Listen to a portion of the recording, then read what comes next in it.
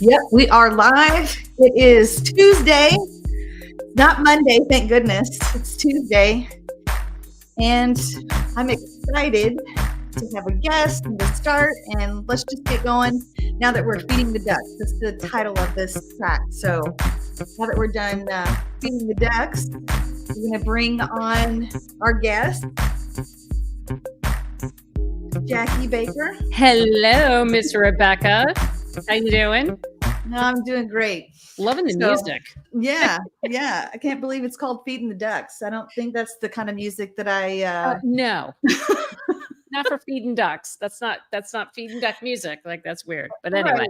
Right. Absolutely. So tonight we're going to be focusing on kind of the housing market, how things are going, how things are shifting. We'll probably go over a couple of predictions. My name is Rebecca Valera. I'm in the Dallas area, Fort Worth, whatever you want to call it. And then my guest here, Jackie, I'm going to let her introduce herself really quick. Hello, I'm Jackie Baker. I am in New Jersey, so quite a distance from Texas. So, all right, let's get the show on the road. Let's talk about this market. I know. So let's go ahead and look at our first article real quick. Oh, I should have put this in this different tab. Let's see, Chrome tab. This one, there we go. All right, so we've got housing market is turning more buyer friendly. So let's kind of dive into this really quick. Where's my Yahoo? I guess I'm on Yahoo. No, I'm not on Yahoo. Oops. Oh no, you're in YouTube. That's not it. Okay. Well, we're getting out all the bugs for you guys, so you don't have to. It's all good, Rebecca. It's all good. Where did I have that? You know what? I've got it here. I've got them linked. Okay, come on, open this bad boy up. Okay. Can you see that? Or am I sharing anything? I'm not sharing. I'm not sharing. Okay, let's present. It's okay. Well, I'm glad you didn't see all of that. This is how live goes, right? Yep.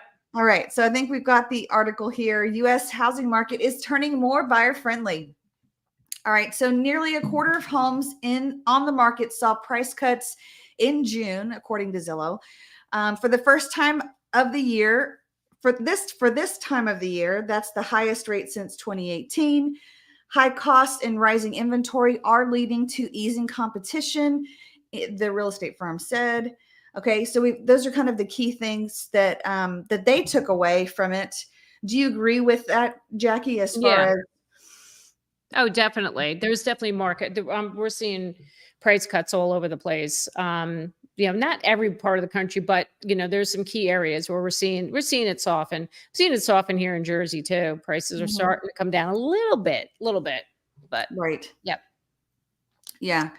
So it says the U.S. housing market looks to be regaining some balance with price cuts helping buyers find their footing.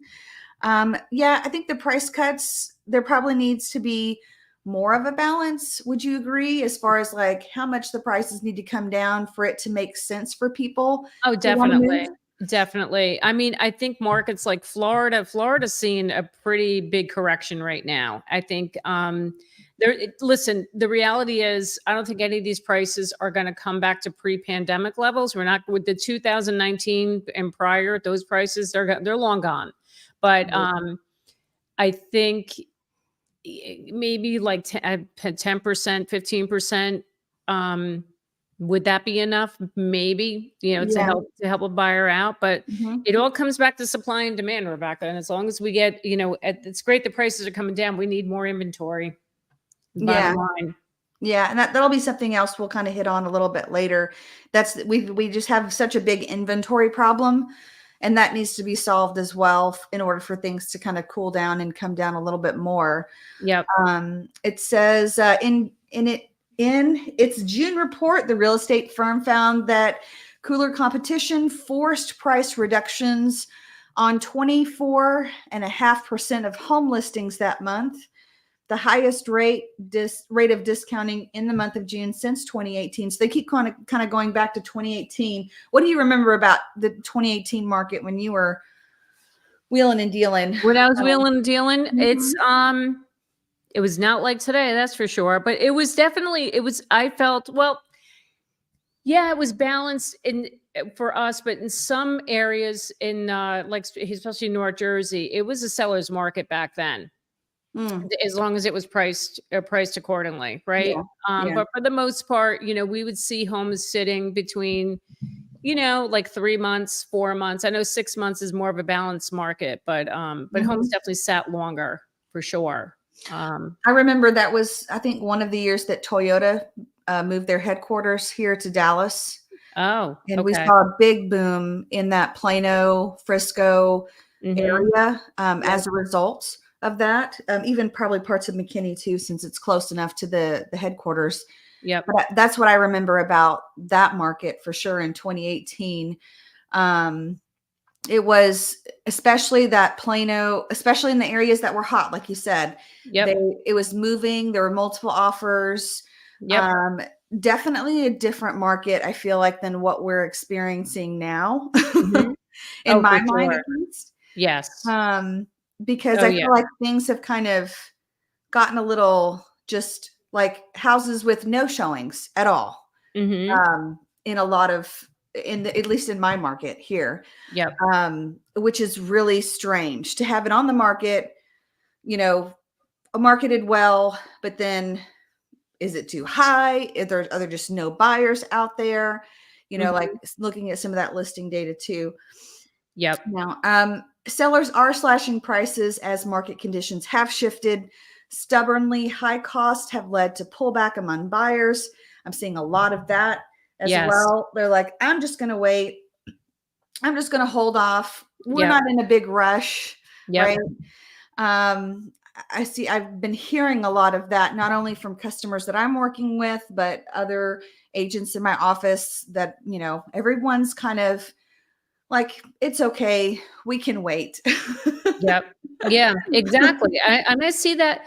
I'm seeing that too. But then, still certain towns in my market up here, they're still having bidding wars. So Yeah. yeah, I guess it depends. It depends on the market. But yeah. Yeah, for sure. Absolutely. But to have it, to me, to have, let's say, a house on the market for 30 days and Oh, no showings at all, oh, to me, it's a price. It's a total price it's issue a at that total, point. yeah, yeah. Yeah. Or they just didn't read the room as far as like who are they competing against, and we'll talk a little bit more about new construction and how that's Sure. Yep. impacting things in just a little bit too. Um, all right, so back to our article. This is due to a continued pileup of inventory, with the total number of homes for sale now 23% above last year's low. Booming construction, which is what I kind of hinted at earlier, has helped alleviate the supply crunch while also easing buyer reliance on the sales of existing homes. So, and this kind of, we talked about this a little bit yesterday too, Jackie, is the fact that we've got homes that are on the market. We've got new construction in areas that have new construction. I know your area is not one of those that has a whole lot of new construction Right. typically. So you are seeing more of just the resale competitiveness in certain markets. Hmm. For the markets that are not as on fire, what are you seeing in Jersey?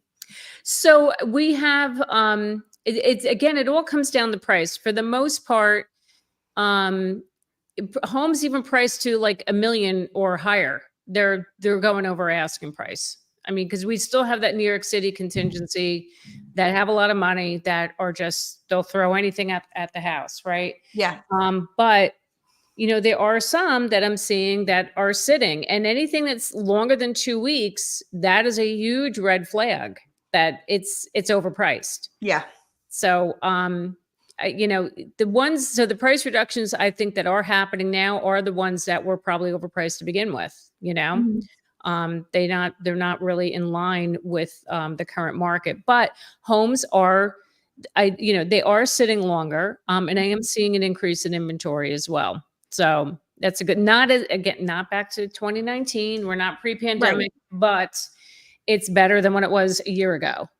So Yeah. And here it feels a little strange to go from so fast to so slow so quickly, I think. Mhm. And Mhm. that's not only the agents that are feeling that, but I also think that that's the sellers kind of feeling that anxiety of like, oh my gosh, like we've been on the market for what, 30 days already, or it's Yeah. been 45 days. Like, what's happening? Why isn't my house selling? Right. And if they didn't hire someone that, knows what they're doing or is, giving them updates every week, I mean, at the bare minimum, you Mhm. know, as to what the showings are like, what other showings in the area are happening, because we do have access to a lot of that data.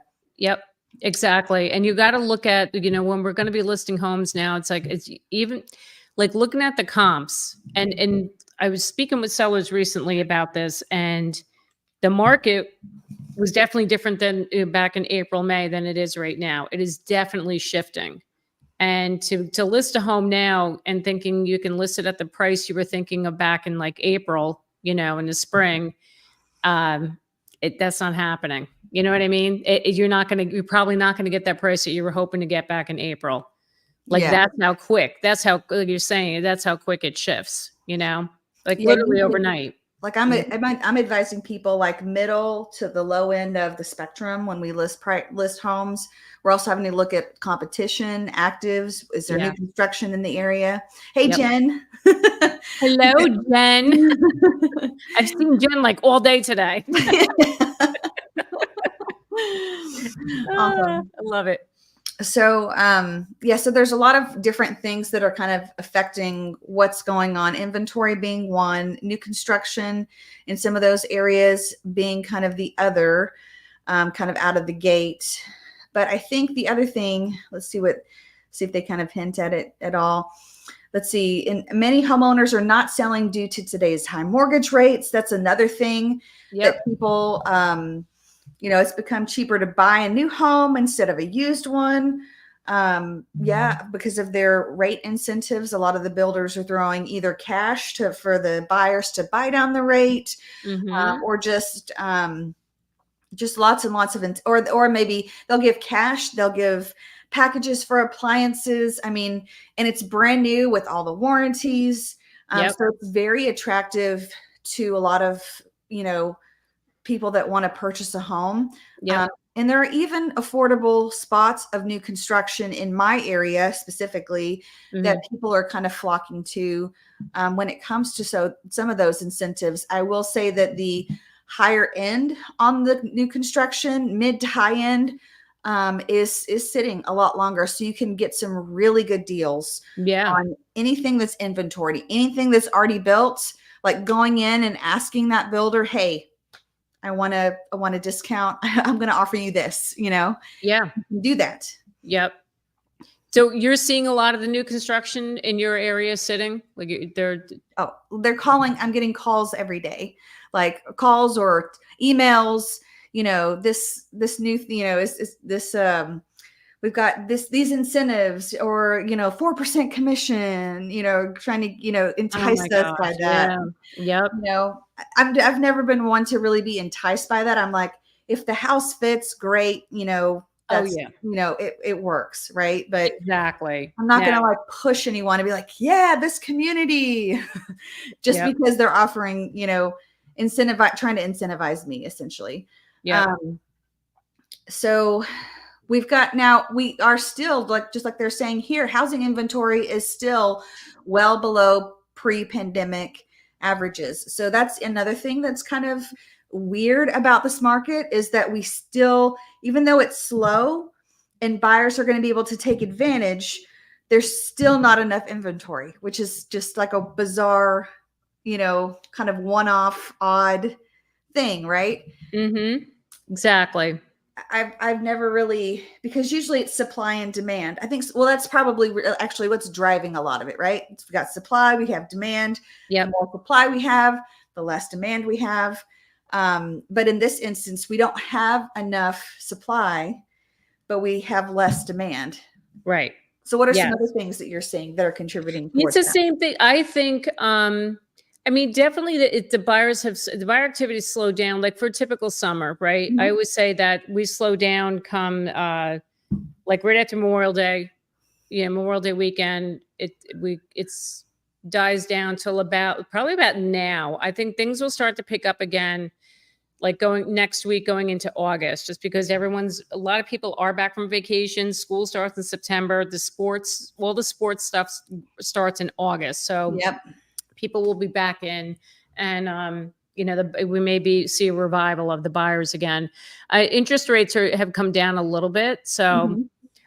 And as you and I spoke about it last night, that I think the Fed's cutting the rates come September. I think that it could go either way. I mean, maybe it'll bring the buyers out, but as we said, with the election coming up, I think people are still going to be very hesitant to make any big purchase before November. Yeah, I think So, that's pretty key with it being an election year. yeah, Plus, rates aren't in the fours or the fives still. yeah, Plus, we're heading into the fall. People are getting busy. School is starting. Those three things preventing people from making a purchase right hmm now is really going to just, I think, halt a lot of transactions. And I know I was either listening to or reading another article about how there's like half as many homes being sold as there were last year or something like that. Like there's just not as many sales happening. Like there's still people buying and selling, those that have to, right? yep. But you're not seeing, kind of less wishy-washy people. I mean, I guess there is wishy-washy people. They're just not doing anything. Yeah. Yeah, no, definitely the total sales have come down, but I mean, like same here in Jersey. I mean, the sales year over year are down, but the prices were up. I mean, I showed you last night. I mean, I think year over year in May, we had a price increase 14%. Mm, I mean, in April, sorry, then it went down to 11% in May. So it's still, we're still seeing it, still seeing the overbidding and the high prices. But my hope is that it's going to start, like, people are getting fed up. This is my thing. I think people are getting fed up. They don't want to pay these prices anymore. At yeah. least the buyers that I'm working with, they're done. They're done. Yeah. I mean, now it's unfortunate they missed a boat. They missed a boat on when the interest rates were low, Mhm. and they're kicking themselves because there were a couple of opportunities they knew they should have jumped on and they didn't.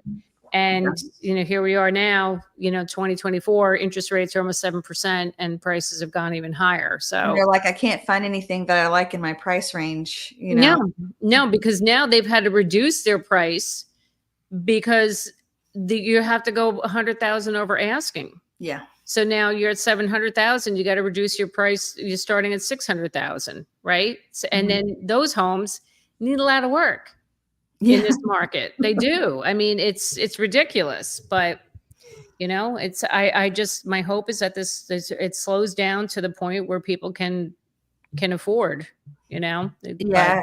Because it's hard because it's like if you purchased 2 years ago and let's say that you locked in a 3 or a 4% interest rate, if you are trying to move into a bigger house, that house is probably at least 100,000 more dollars expensive than it was 2 to 3 years ago. mhm, You're trading a 3 and 4% interest rate for a double if you're doing six, right? mhm, So mhm. that not only has the price of the homes increased so much to make it unaffordable, but then you add interest rates in on top of that, Yep. right? And now Yep. you can't make an even trade, right? Right. Yep. Whereas before, it's like, okay, the bigger houses are going to sit a little bit longer and they're usually a little bit less per square foot. Mhm. And if you're transitioning from that smaller home to that bigger home, you're able to sell your house because it's smaller, Yep. right? And then, you have some time to find and look for that bigger house because they're going to stay on the market longer to accommodate everyone. But I think obviously the pandemic screwed up all that. I know. Oh my God, I know. I And know. not only that, but a lot of the bigger homes are, I would say, being eaten up by those that were going to be working from home, right? They needed an extra office space other than what they had. Right. And so they bought this bigger home. And some people are like, well, maybe I don't need all this space. Yeah. Now, 2 and 3 years later, they're like, well, maybe I, bit off a little bit more than I can chew, or I don't really need all this space. And they're like, well, let's try to move. And then, doom and gloom, I guess, happened. And now we're here with like really, really, if they tried to move back to where they were, Yep. right? They have the same problem. It's like smaller house, but it's not an even trade. That's Right. that's the problem. Exactly. So, yeah, I mean, I think, but to also to your point, people like getting in, they wanted to buy the house, and now there's an affordability issue.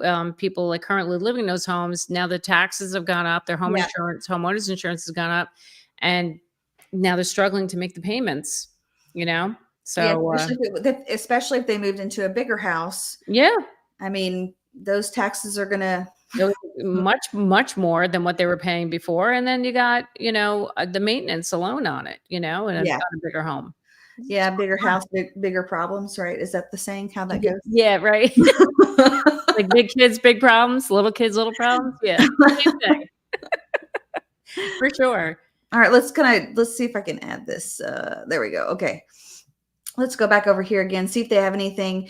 Now, this was also surprising to me too, because they said the national average is right around $362,482. That is a lot. And for someone that's making $50,000, $60,000, $70,000, I was listening to someone and they said that you have to be making at least $105,000. No, not 105,000. 100 and no, yeah. And your annual income had to be $105,000 in order for you to afford just the national, that 362 or whatever. Yep. And for a lot of places, that's the bottom of the market. So for you to try to, just from an affordability perspective, it doesn't make a whole lot of sense. And that's why a lot of people are opting to rent as well. Yes. I've seen a lot of people flock to rentals. We're going to wait it out for a year. We're going to wait it out for a couple of years. Because the price of, I don't have to maintain my house, right? Yep. The landlord takes care of anything that breaks. Yep. I've got a fixed, price on this rent for at least a year, right? Right. I'm not having to worry about taxes. I'm not having to worry about protesting taxes. I'm not having to worry about increases in insurance. That's probably tied into the price for me a little bit. I'm not having to pay HOA dues. All of those things kind of compound on that person, renting it out. In a lot of places, it's more affordable to rent right now than it is to buy, which is I think what's causing a lot of pain points as well in the market. Exactly. Too. There's not enough homes for rent, but there's plenty of homes for sale. Exactly. Now, how is the rental market by you? Because I think the rental market here has softened a little bit too. I don't see them going for ridiculous. It has softened a little bit here as well. We've got, but a lot of people are still, wanting a rental home. I mean, it will take a little bit longer. I want to say the last rental property that I listed, it took us a couple of months to kind of get the right person in there. And then we were able to lease it out. I think it took us like 60 or 90 days, but we were also in that January timeframe a little bit. And most rentals don't move until the spring or like pre-summer kind of time frame. So that was a little bit of a detriment for that part of it as well. But we got it rented out, and everybody was excited and happy.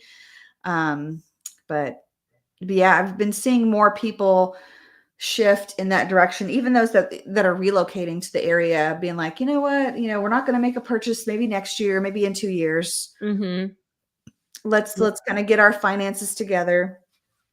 But I think here's the big question that's kind of being unanswered in this market is that you and I are resources to people when it comes to housing, when it comes to advising.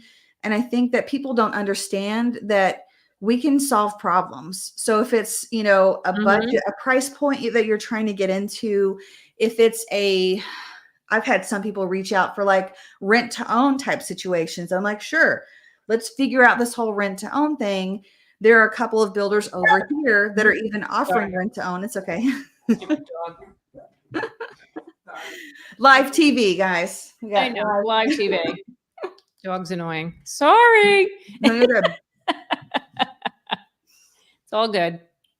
Or I have people that are like, you know what? I want to buy some land. I want to wait a couple of years. And I want to build my house, right? Yep. So there's people come, at least to me, occasionally with, you know, complex things or complex problems, or instead of me selling my house, can I rent my house out and then take that money and buy something else, right? Right. Yep. And that's been a solution that I've done, that I've walked through, that I've helped others walk through. I think if people find the right agent to help kind of guide them, you know, you don't want to ever work with someone that's being pushy. No. Right? No. But are you seeing, do you have like creative solutions for people that you're having to kind of come up with more now that the market has kind of shifted? So, you know, it's coming up with creative solutions. I mean, honestly, the people that I'm working with, you know, as much as they want to buy, the problem is it's still too expensive for them. So, I mean, they are still renting. But as far as on the sell side, right? So I have another family that's looking to sell. But they're the same problem. They can't, the inventory is so limited that they can't find another place to live. So, you know, we're doing the whole thing where like, let's sell it, get them, you know, take the money out, find a rental where you want to live, and then put that money in the bank. And, you know, until you're ready to buy, you'll have the cash on hand to buy the house. Right. Yeah. So, you know, that's pretty much what I'm telling my people right now. Anyone that's going to be selling and then that needs to buy. But as far as like the rent to own thing, that's really not a thing here. I was working with a client's, one of my former clients, her parents were looking for a rental. The house that they were renting for literally 10 years, they were supposed to, it was a rent to buy situation. And the agreed upon price that the agreed upon price, I think was like it was like $625,000 was agreed upon price that they would buy. Yeah. Now fast forward to, it was last year, right, in 23. The owner, the landlord, reneged on it because he realized he could get $1 million for the house. Oh. So he reneged. And now they're scrambling now to find a rental. And there was all these problems with the house too. The husband, thank God, was a former contractor. He was doing all these repairs, major issues. The owner never came and checked on the house. And so he's like, he realized he could get $1 million for it. And he said, no, we're not. He wasn't going to sell it to them unless they wanted to pay $1 million. And they said that wasn't happening. But so the rent to own thing, you got to be careful with that. And a lot of owners won't do that because because you don't know where the market's going to be. So they've signed a 1 or even like 2 or 3 year lease, and you have an agreed upon price when you sign that lease. You know, the market could shift completely, and if the price is going to go up, there's a company here that does a rent to own type situation to where you can purchase it from them after 1 year. Like they purchase the house on your behalf and you rent it from them. The next year you are able to purchase it from them at a market price, right? Yeah. And then the next year it shifts up for the market price. So you can rent it for 1 year, 2 years, 3 years. I have to look to see what the name of the program is. But that was a solution. I think there were a couple of builders too that were offering a rent to own type situation here, at least, that I was just researching it because someone asked me and I was like, you know, other than like making a personal phone call to someone that's leasing out a house and seeing if they would sell it to you after a year or two. That's the only, you know, what are some other things available? So, there's a little bit of that kind of going on. What else have I been kind of coming across lately with affordability? I think just a lot of the builders too.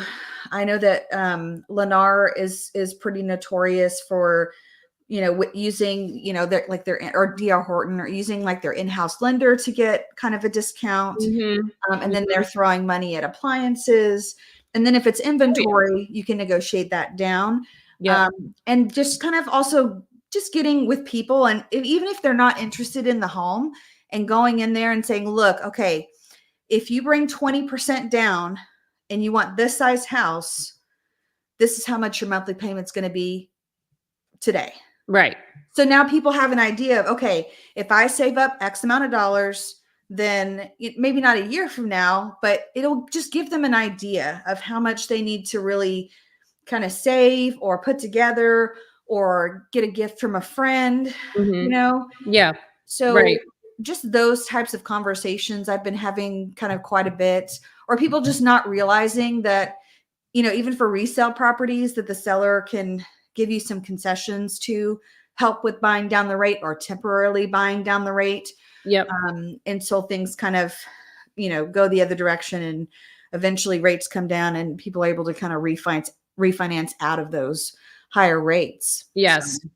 Yep. I mean, the buy down, we don't, when the interest rates first, like when they went up, it was last year, or it was in 22, and when it hit like 7%, I was seeing for a brief, like very short period of time there, where some sellers were offering to give the buyer, getting the credit towards a rate buy down. Yeah. The rates peaked, but it's so funny. I don't see it at all anymore. And these rates are just not an issue here in Northern Jersey. People don't care. They're spending the money. It's because of the price, right? So, well, not so much even the more expensive price homes, there is a home comparatively, right? So if they're coming from a high price state, like New York, and they're able to dump all the cash into it, they're not really at a disadvantage.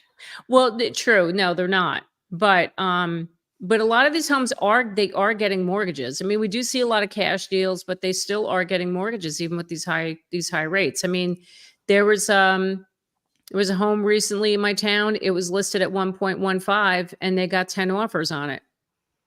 Like, are you kidding me? But it must have been a nice house. Was it nice? It was a beautiful house. Yeah. But like, I mean, over $1 million, and these things are, those are going 100,000+ over asking price, and in that case, a lot of those, I'm still, when I go back and check MLS, see that they did obtain a mortgage to buy it. So that's what I'm saying. The rates, I'm sure they're putting a lot of money down on them, but still the rates are not a problem here in Jersey. They don't care. Just don't. I don't know. That goes to the other point too. If they're putting a lot of money down, they have a lesser note, and so their mortgage payment is not as affected. It's not as bad, right? So, exactly. The payments are not that high. Yeah.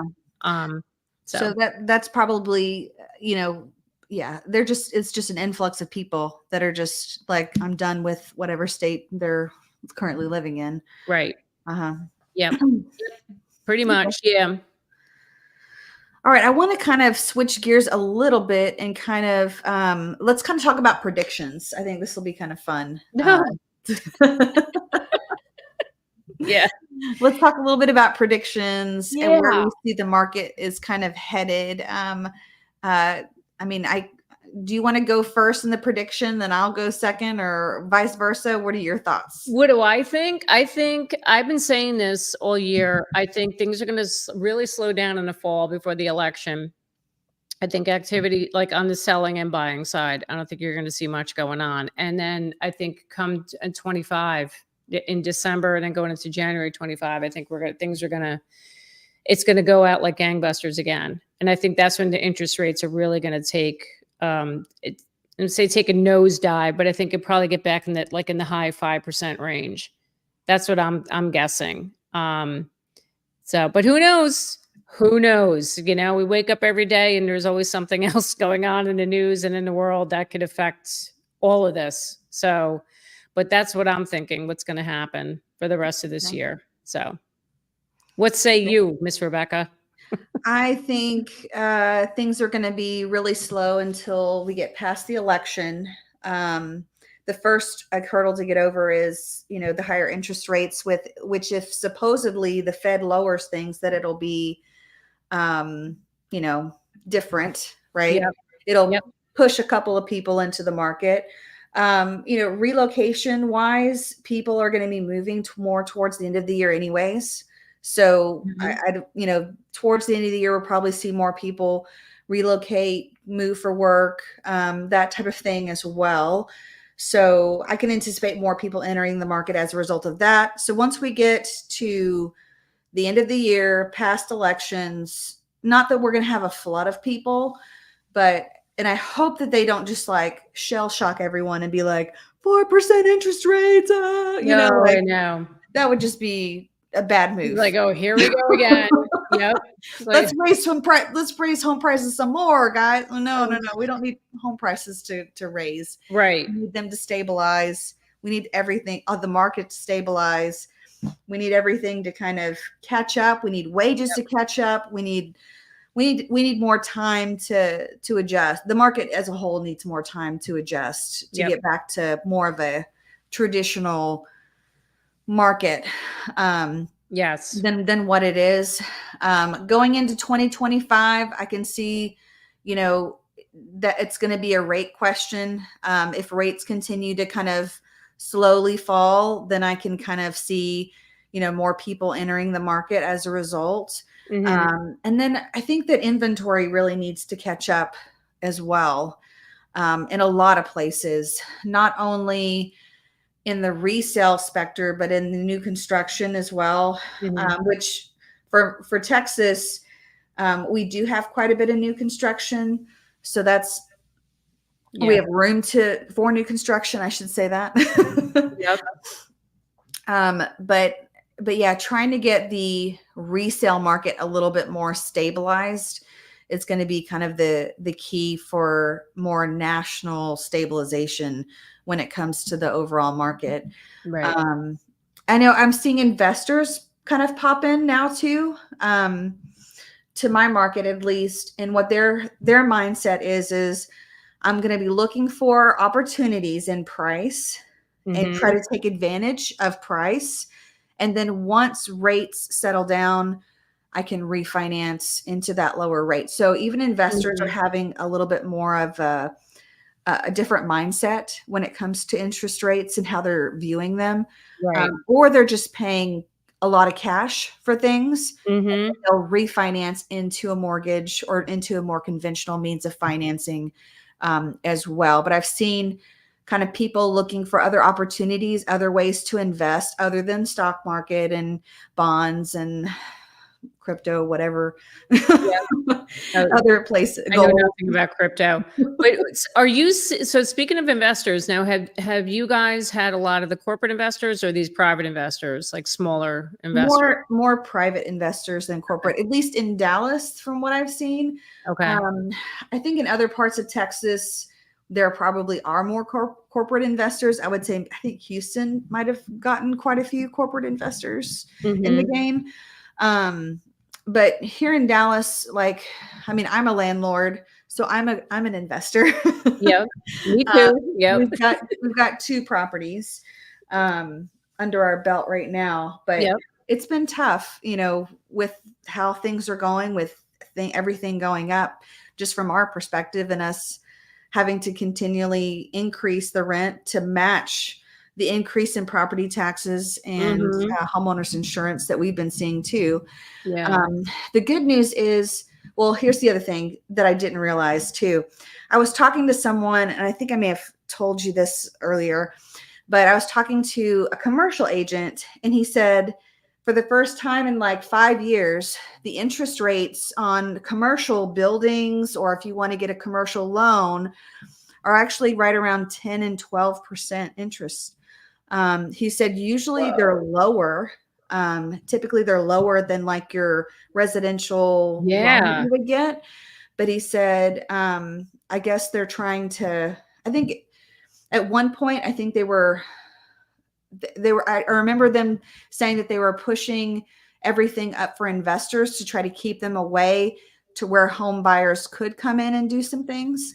Okay. And so a lot of the business loans got price hiked when it came to the overall interest rate. So people Mhm. that are just trying to start a business, or people that are trying to, buy some land and hold it, or build a warehouse, or build a commercial strip and rent it out, like whatever they're trying to do investment wise, that has gone up quite a bit. Mhm.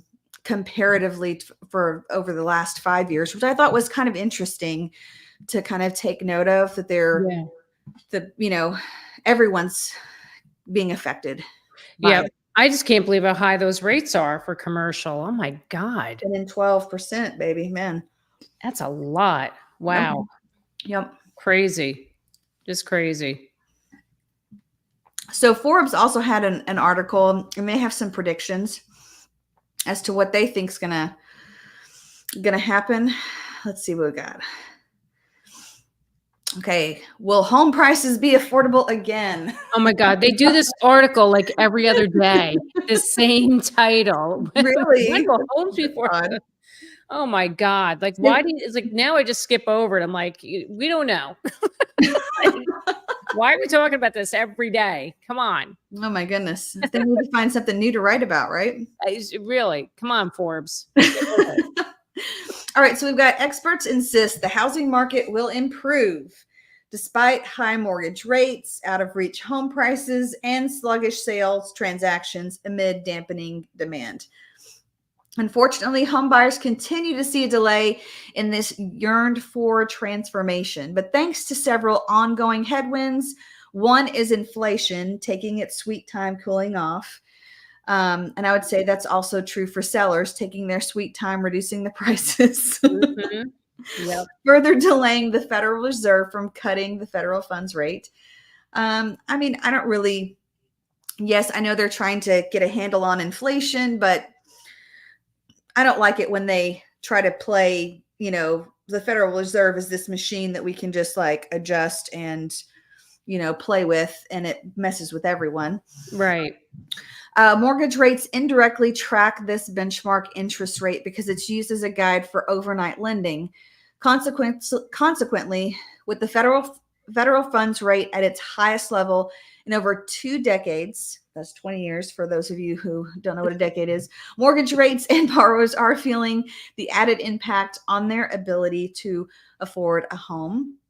Meanwhile, the U.S. home prices remain unaffected by persistent high mortgage rates, posting an annual 6.3 gain in April, according to the latest S&P CoreLogic Case-Shiller Home Price Index, even as this annual gain marked a slowdown from the 6.5 gain in March. The index still broke the previous month's high record. And this, obviously, as you and I both know, this is all tied to low inventory. The Mhm. reason why prices are still going up is because there's just not enough homes Exactly. in these areas that can't build new construction, I feel like. Yes. Yep.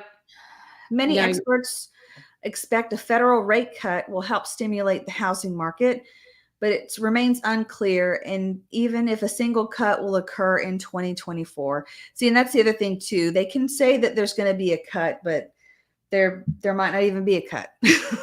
I know. Well, that's what they said about this year. I was like, oh, we're going to cut them what 3 times, and it hasn't happened yet. Yeah, it So hasn't happened yet. no.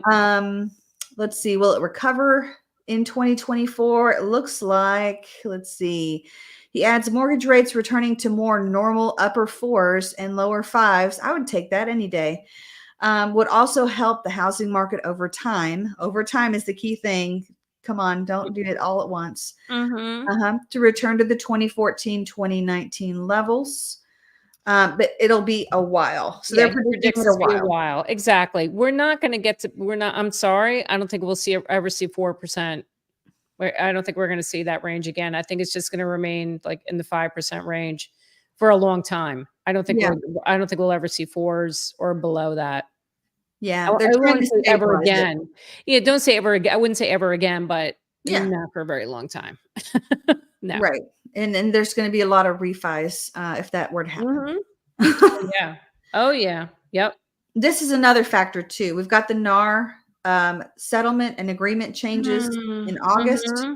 that are going to play its own role. Mm-hmm. So let's see. Sellers will no longer be responsible for paying buyer broker commissions. This is very misleading. What do you want to say Yes, about it that, is. Miss Jackie? Yeah, don't get me started on that one. They can choose to pay the buyer broker commission. Please don't say They no. can choose that, They can or they choose to. cannot choose that. It has always been Exactly. their choice. Yep. So, and then we've got, let's see, it's been practiced for years. Oh my gosh. Let's see. If you sold a home in the past 10 years, you might be eligible for a small piece of this settlement pie. Are you kidding me? Wow. Are They you even have the kidding website. me? So they're still pushing this. Mhm. Unbelievable. Unfreaking believable. But how much money did they end up getting anyway from the settlement? Like $2 or $3 or Yeah, 20 bucks? exactly. How many times have we said this, Rebecca? Who made out on this? The lawyers. The lawyers made Lawyers. out on that litigation. The homeowners didn't. It was Yeah. this whole thing. Oh my God. Right. So where this really, I guess, affects the housing market, if we're talking about housing market wise, is that it's the same. It's just another negotiation piece. It's just more communication between buyers and sellers and their agents.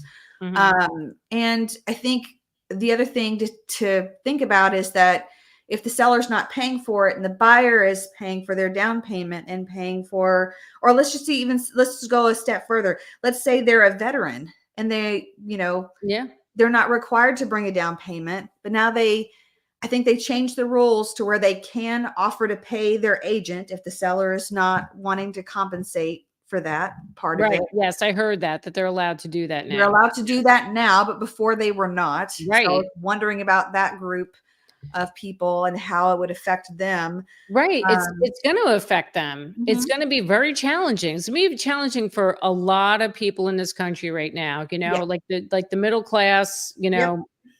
The lower middle class, where they would just want to get into a home, and now they're making it that much harder because now they have to pay their real estate agent. Mhm. And Jen and I were just talking about this on her live stream that, somebody commented that, oh, buyers can just go work directly with the listing agent. But now you don't have representation and you could be losing a lot of money in negotiations, right? Yeah. And there could be things on the house that if you're a first time buyer, you don't know what you're doing, You you don't. know what you're looking at, you're going to get screwed out of a lot of money. And even if So, mom and dad are helping you, which I know there are a lot of parents out there that are like, well, I'll just help my son or daughter go through the process. We won't need an agent, blah, blah, blah. yep. When's the last time mom and dad bought a house? Oh, 20, 25 years ago. It's not the same.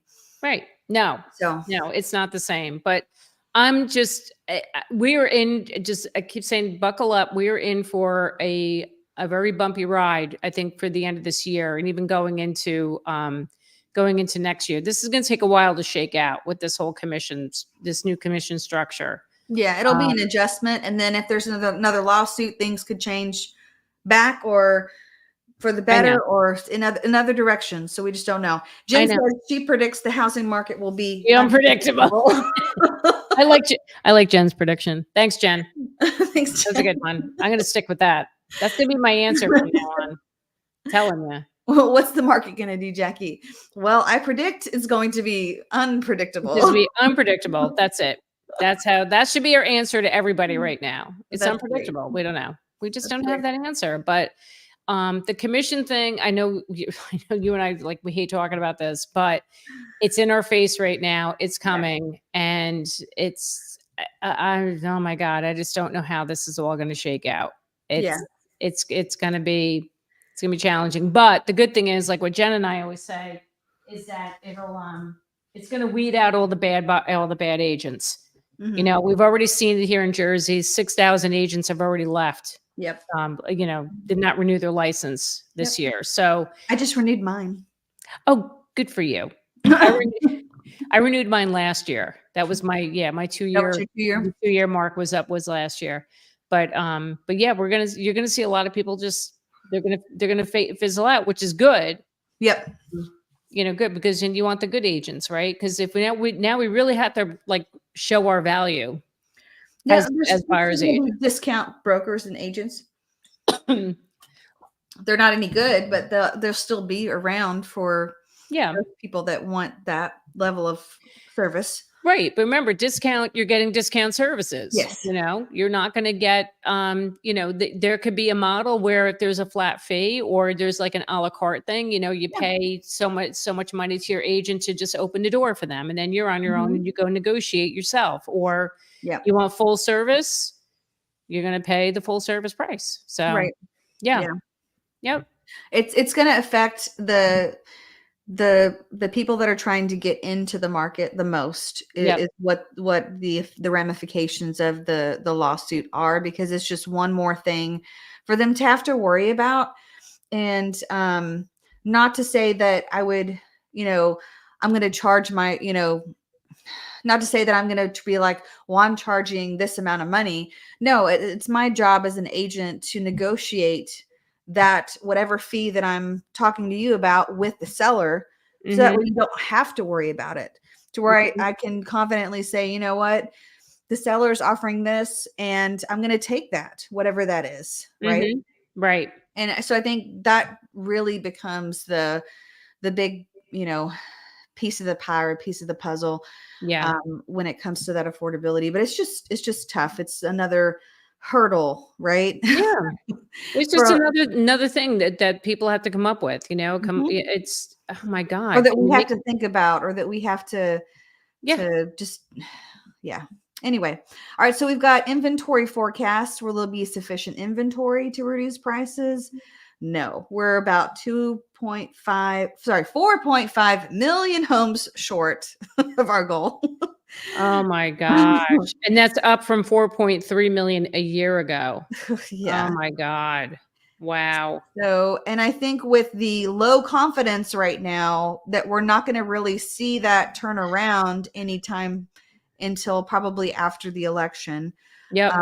because builder confidence right now is pretty darn low Mhm. when it comes to the shortage of housing and how much they're wanting to build. Yep. Yep. Um, let's see. It looks like, let's see. Data reflects typical value of single family homes pre-existing. That's kind of a cool map. Yeah. All right. So let's see. Texas value 307,000 a year ago, 304. So it's gone up. And then value 5 5 years years ago, ago. Look at 212. Oh my that. god.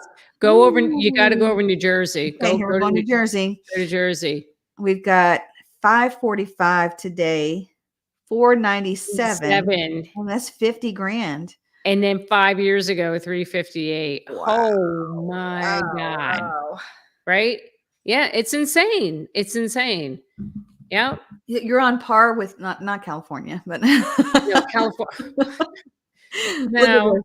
but Half wait, a look million at 5 years ago. Now it's 806. It's almost doubled in but price. wait, let's look at where Miss Jen is from. Go over to Oh, Massachusetts. Look at that. where's You see Boston? Massachusetts? Go above New Jersey. Keep Mhm. going up. Go, go. The I need blue to one get right there there. we There you go. go. All right. Wow. Right? 652. So, and then 597. So it was a 50 grand bump from a year Wow. ago. But look at from 5 years ago, Man, 435 to 435. 652. Man, Jen, Dang, Jen. you're ahead of Jersey prices. Oh my gosh. Well, Who'd have they're thunk it? they're landlocked as well, so that's part of it. And it's popular for schools too. Yeah, well, Massachusetts was ranked as the most expensive place to live. It costs, Well, you can tell by the color. It's the it's most a blue. very yeah, it's what I had read, I think it says for a family of 4 to live comfortably, you have to have a salary of like $300,000 or something like that. That sounds about right for Isn't that that price point. crazy? It's Mhm. crazy. Oh, Yep. Hawaii. Here we go. Oh, Whoa. good God. Dang. Well, it didn't go up as much from a year ago. So But look at 5 61, years ago. but 5 years ago, dang. That's insane. That is absolutely insane. Like pandemic. And then Yep. Colorado too. Look at that. Yeah, Colorado blew up. Yep. Mm-hmm. Who would have thunk it? I, But I Southern Colorado is a little bit more affordable. mhm. I think they're still in the, but I don't know. I think they're still in the half a million to just under that or four. Right. It's in some certain places, but they're not in the 300s anymore. Sad. Yeah. Sad. Can't buy anything these days. What are these No, people you doing? can't. Everything's so darn expensive. I know. God. Can't even buy my ski in, ski out winter home in Colorado anymore.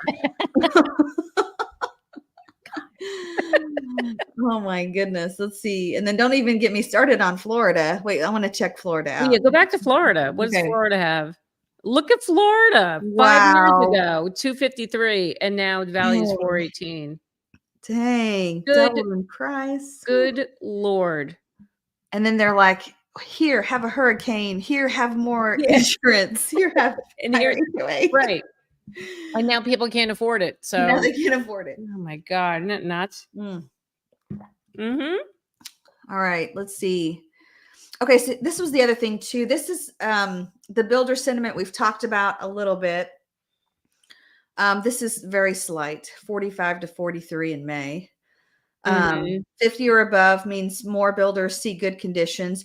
And I think this probably varies per state, but I would say this is pretty close. Being in a state that has a lot of new construction, builders are still, even though things are kind of slow right now, builders are still pretty darn confident that we're behind. What was it? 4.5 million homes behind. So they know that we've got some catching up to do. Yeah.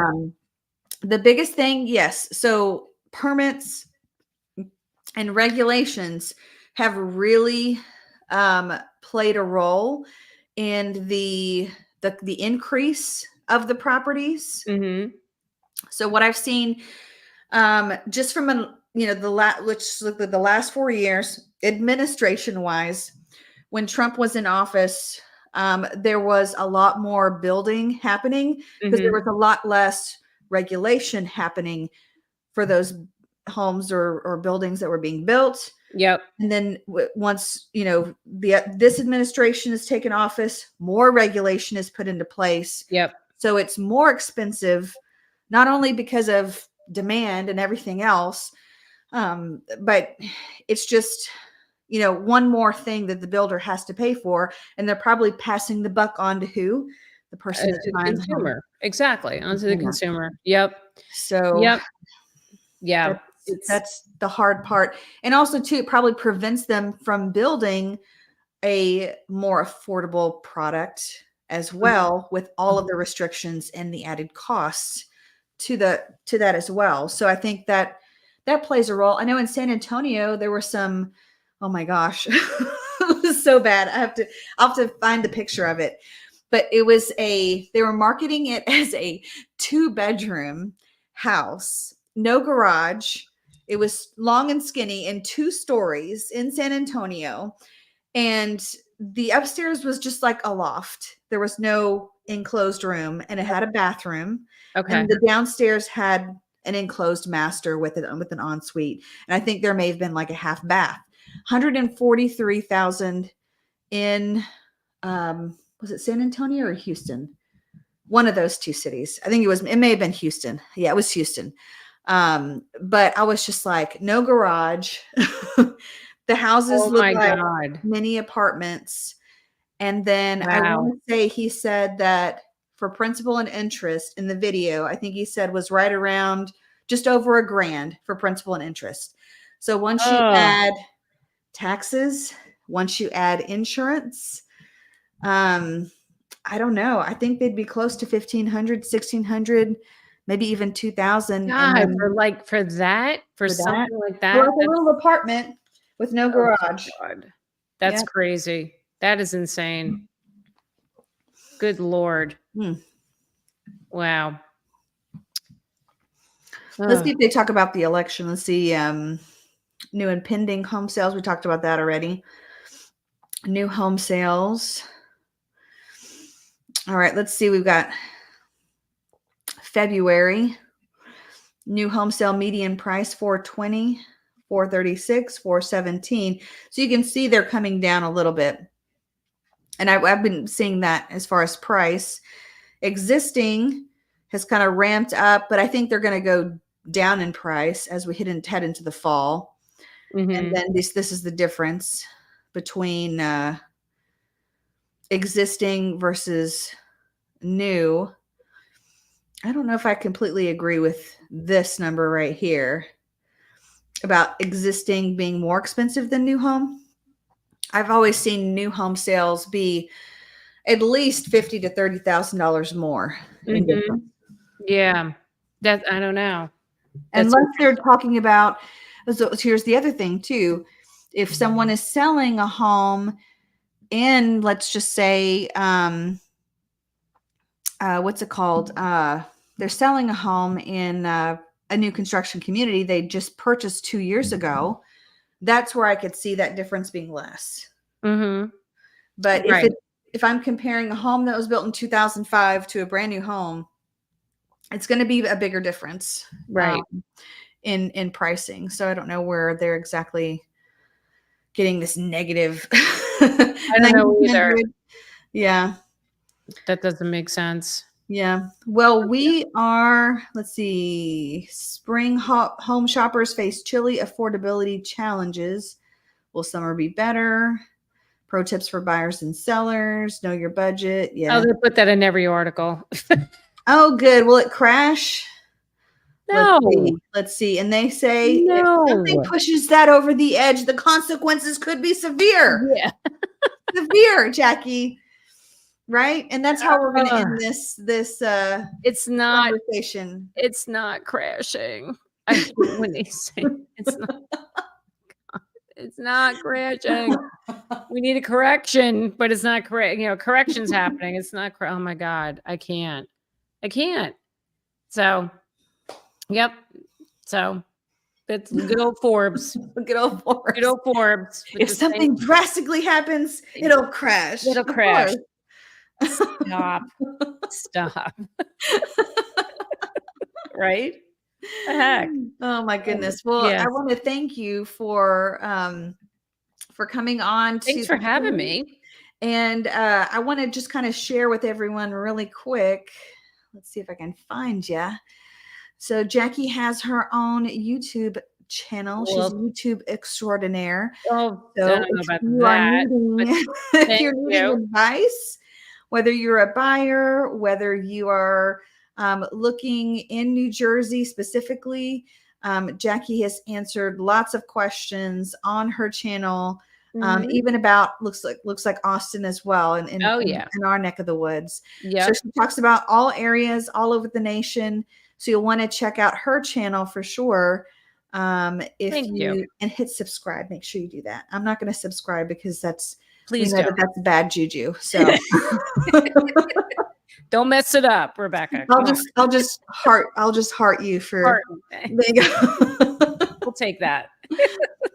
Cool. We got to end on some good music though. Let's see. Yes, come on. What do you got? Your dance pop, right? Here you go.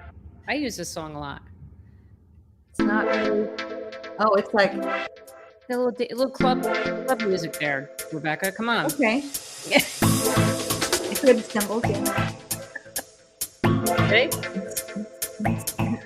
Well, we'll see you guys. Have a great night. Thanks, Rebecca. Have a good night. Bye.